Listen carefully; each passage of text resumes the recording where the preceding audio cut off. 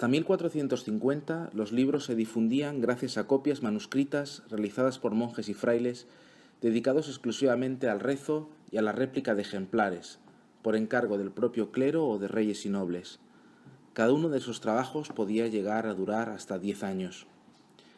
En la Alta Edad Media se utilizaba la silografía en Europa como técnica para publicar trabajos de pocas hojas.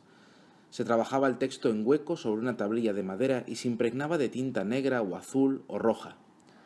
Después se aplicaba al papel y con un rodillo se fijaba la tinta. El desgaste de la madera era considerable, por lo que no se podían hacer muchas copias con el mismo molde. Pocas copias y con un proceso muy lento. Pero en el siglo XV todo cambió para siempre. Johannes Gutenberg nació en 1398 en la ciudad alemana de Maguncia y pronto aprendió el oficio familiar de orfebre. Además, se inició en las técnicas de acuñación de monedas y en el trabajo del metal. Con el tiempo, la familia se trasladó a Estrasburgo y fue allí donde en 1438 creó su primer taller de talla de madera e impresión xilográfica. Unos años después, la familia volvió de regreso a la ciudad de Maguncia, en la que en 1447 Gutenberg comenzó a trabajar con un prestigioso calígrafo y tipógrafo.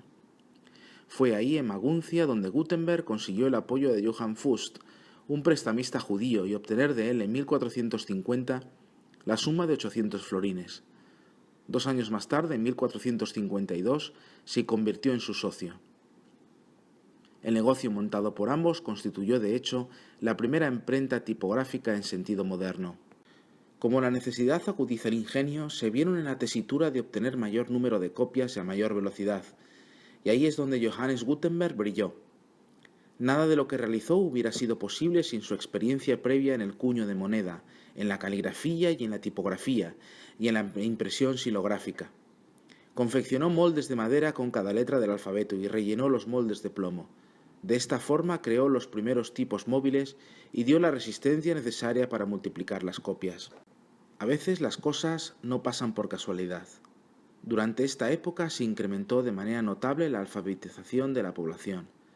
Este hecho amplió una demanda de libros donde la oferta era muy escasa.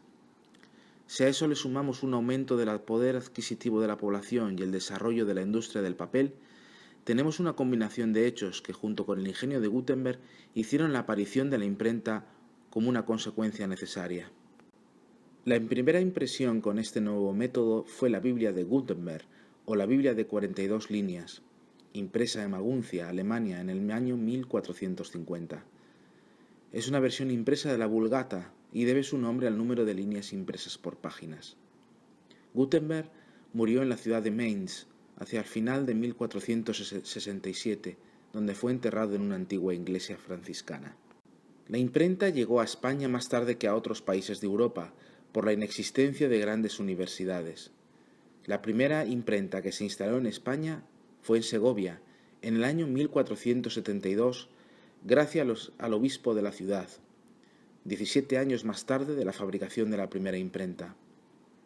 Siguiendo el ejemplo de Segovia, se fueron instalando más imprentas en Burgos, Sevilla, Barcelona, Valencia y Zaragoza, llegando a existir hasta 26 imprentas en el siglo XV. La mayoría de los libros impresos en este periodo eran principalmente de tipo religioso, aunque los libros de entretenimiento, romances de caballerías, se popularizaron poco después. La primera imprenta de la hoy conocida como Comunidad Valenciana se instaló en la ciudad de Valencia en el año 1474 junto al portal de Valdiña, la de Jacobo Witland, comerciante alemán que representaba a la familia de los Ravensburg.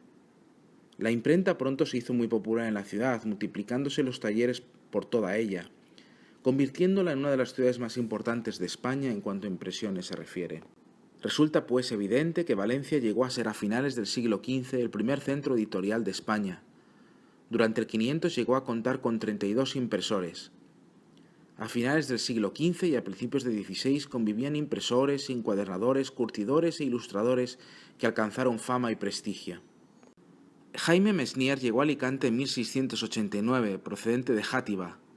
Vino porque, a pesar de ser una ciudad comercial importante, en ella no había todavía ninguna imprenta, y esperaba recibir ayuda municipal para instalarse aquí y desarrollar su actividad profesional. La ayuda fue exigua y la demanda nunca dejó de ser escasa, razón por la cual hubo de recurrir a la oferta de otras tareas complementarias como la encuadernación y la venta de libros. Pero aún así, los resultados fueron insuficientes para mantener a su familia e invertir en la compra de herramientas necesarias para mejorar su negocio. En 1694 fue un año fatídico para la ciudad de Alicante, que quedó prácticamente abandonada por culpa de varios terremotos que causaron más alarma que destrozos, pues todavía no se había recuperado del bombardeo infligido por la Armada francesa 3 años atrás, y la mayoría de los edificios aún estaban sin reconstruir. Durante mucho tiempo, varias ciudades españolas rivalizaron en cuanto a cuál de ellas fue la primera en contar con una imprenta. Hasta hace unos años se tenía por cierto que la más antigua de las imprentas españolas fue abierta en Zaragoza en 1473, seguida de otra que empezó a funcionar en Valencia en 1474. Actualmente, sin embargo, se asegura que la primera fue la que el obispo de Segovia hizo instalar en esta ciudad en 1472. Además de estas tres, otras 21 ciudades españolas tuvieron una imprenta antes de finalizar el siglo XV, entre ellas Murcia en 1497. En Madrid no se abrió la primera imprenta hasta 1567. En Orihuela se hizo la primera impresión en 1602, Synodus Oriolana Secunda, del obispo Esteve. Y en Alicante, como hemos visto, no hubo una tipografía hasta 1689, año en que llegó Jaime Mesnier e imprimió la oración fúnebre en la muerte y exequias de la reina de España, Nuestra Señora, doña María Luisa de Borbón, que celebró la muy noble y muy leal y muy ilustre ciudad de Orihuela del padre Isidro Sala. Mesnier marchó a Orihuela en 1694 en busca de clientela y más tarde acabó estableciéndose en Murcia. Durante casi 2 décadas Alicante volvió a quedarse sin imprenta, hasta que otro tipógrafo, Claudio Pagés, se instaló en la ciudad en 1713 imprimiendo Canónica Demostración de Isidoro Gutiérrez, pero solo estuvo un año. Según el presbítero e investigador histórico Isidro Albert, a lo largo de la primera mitad del 700 abrieron sus establecimientos en Alicante otros 3 impresores: Andrés Clemente, de 1715 a 1724, al que sustituyeron su viuda y herederos, 1724-1731.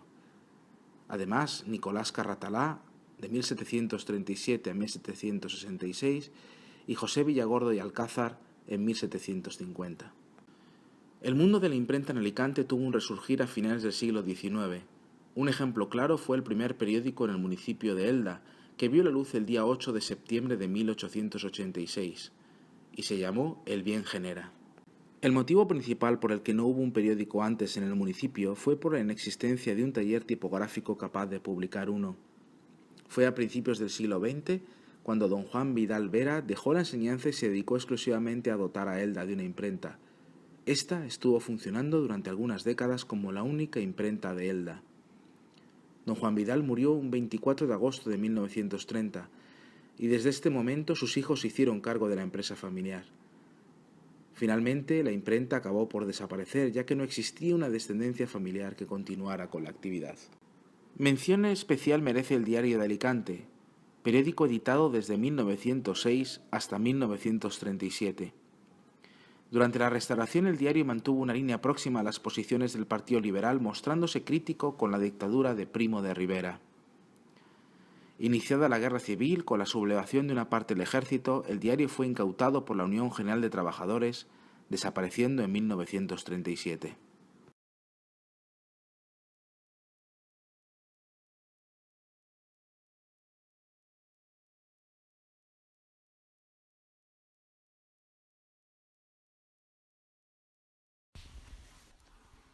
Mi trabajo consiste en montar los periódicos, o sea, montar su paginación. El cliente nos envía una orden donde nos dice de qué paginación tiene el periódico, si son de 40 páginas, de 70, de 96, y entonces yo lo preparo en un programa que se llama Impomac. Entonces el cliente, a través de un FTP, nos manda los PDFs, se van imponiendo en este programa y sale, pues digamos que una plancha con 4 páginas. Esa plancha luego, como va a colores, que es en CMYK, entonces se dividen a su vez en 4. y entonces sale una plancha de negro, una de amarillo, una de rojo o magenta y una de azul o cian, que es como se suelen llamar.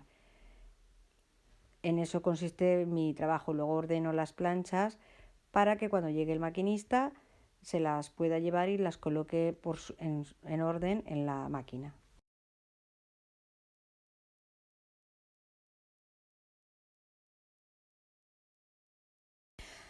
Nosotros actualmente imprimimos en español, inglés, alemán, hacemos uno sueco y uno ruso.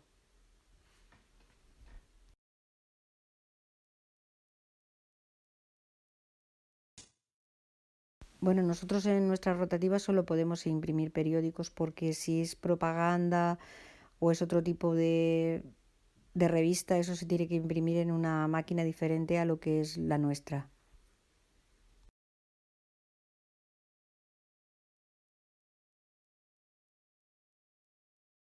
Vale, cuando yo comencé en el 2001 a trabajar en la imprenta era completamente diferente a lo que es ahora.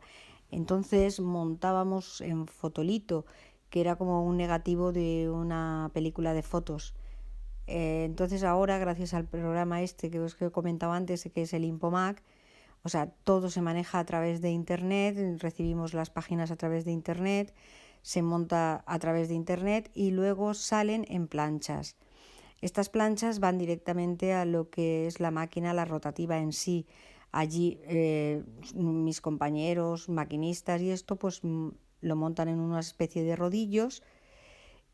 Al ponerla en marcha intentan ajustar todos los colores que lleva esa paginación y nada, bajan hasta cierre y ahí hacen los paquetes en periódicos, o sea, los periódicos en los paquetes y ya directamente se lo pasan al transportista para que lo lleven al cliente o al kiosco.